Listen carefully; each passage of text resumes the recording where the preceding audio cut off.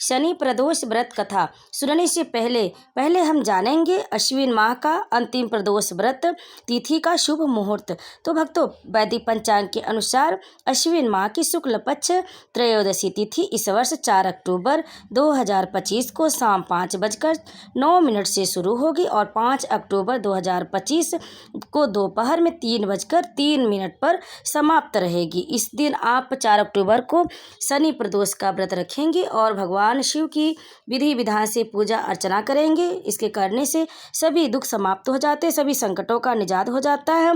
इस समय भगवान शिव माता पार्वती की पूजा करने का विशेष महत्व है। व्रत और पूजा करने से व्यक्ति को शिव पार्वती की कृपा प्राप्त होती है, सुख समृद्धि की प्राप्ति होती है और शनि दोष से मुक्ति मिलती है। हमारे हिंदू धर्म में प्रत्येक माह की कृष्ण और शुक्ल पक्ष की त्रयोदशी तिथि भगवान शिव को समर्पित होती है। इस दिन श्रद्धालु भगवान शिव और माता पार्वती की भक्ति भाव से पूजा अर्चना करते हैं और प्रदोष व्रत रखते हैं। इस व्रत के पालन से व्यक्ति के पर शिव और पार्वती की विशेष कृपा प्राप्त होती है और जीवन में सुख शांति और समृद्धि आती है। आज शनि प्रदोष का पावन शुभ अवसर है। इस दिन भगवान शिव और माता पार्वती की विशेष पूजा अर्चना करें और उनकी इस व्रत कथा का श्रवण करें। व्रत करने से और कथा सुनने से शनि की कुदृष्टि से मुक्ति मिलती है। श्रद्धा और नियम पूर्वक व्रत करने वाले भक्तों के जीवन में दुख दरिद्रता का समाप्ति हो जाती है, दुख दरिद्रता दूर हो जाती है और सुख समृद्धि सफलता की प्राप्ति होती है। तो भक्तों, आज शनिवार के दिन प्रदोष व्रत मनाया जा रहा है। जो लोग भक्त प्रदोष व्रत आज रखेंगे, आज इस शुभ अवसर पर प्रदोष व्रत की कथा का श्रवण करेंगे। आज 4 अक्टूबर को प्रदोष व्रत रखा जा रहा है। तो आइए सुनते हैं शनि प्रदोष व्रत कथा। एक समय की बात है, एक निर्धन ब्राह्मण दंपति दरिद्रता से अत्यंत दुखी जीवन व्यतीत कर रहे थे। पत्नी अपने परिवार की दयनीय स्थिति से व्याकुल होकर सांडल्य ऋषि के पास पहुंची और बोली, हे महामुनि, मैं अत्यंत दुखी हूँ, कृपया दुख निवारण का उपाय बताइए।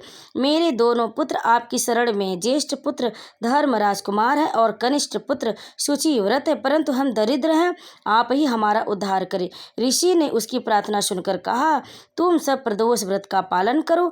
यह व्रत भगवान शिव को अत्यंत प्रिय और इसके प्रभाव से असंभव भी संभव हो जाता है। इसके बाद परिवार ने श्रद्धा और नियम पूर्वक प्रदोष व्रत का संकल्प लिया और पालन किया। उसके बाद जब व्रत का दिन आया तो छोटा पुत्र शुचिव्रत स्नान के लिए तालाब गया। मार्ग में उसे स्वर्ण से भरा कलश मिला। वह उसे घर ले आया और माता को सौंप दिया। माता ने प्रसन्न होकर कहा, पुत्र, यह धन हमें शिव जी की कृपा से प्राप्त हुआ है, इसे प्रसाद समझकर दोनों भाई आपस में बांट लो।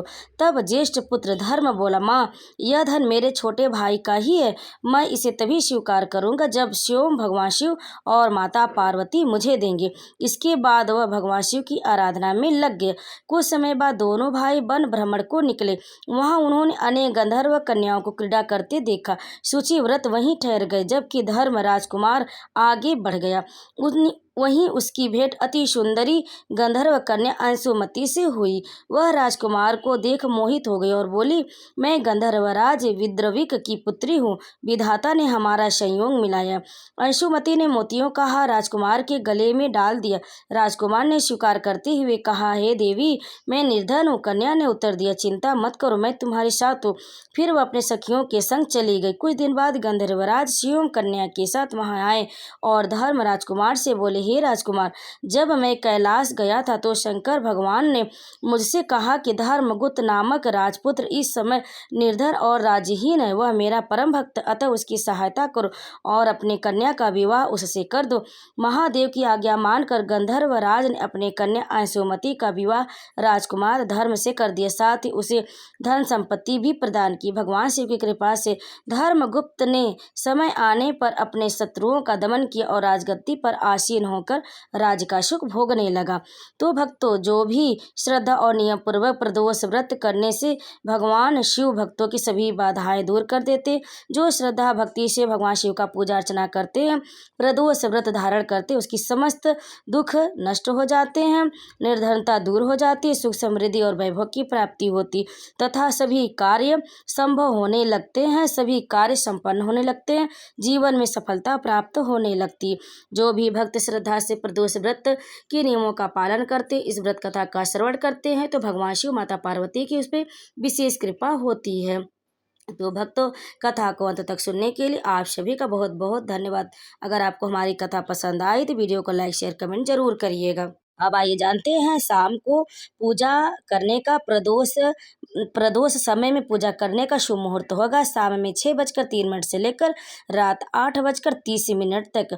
आप इस अवधि में प्रदोष व्रत की पूजा अर्चना करें और इस व्रत कथा का श्रवण करें।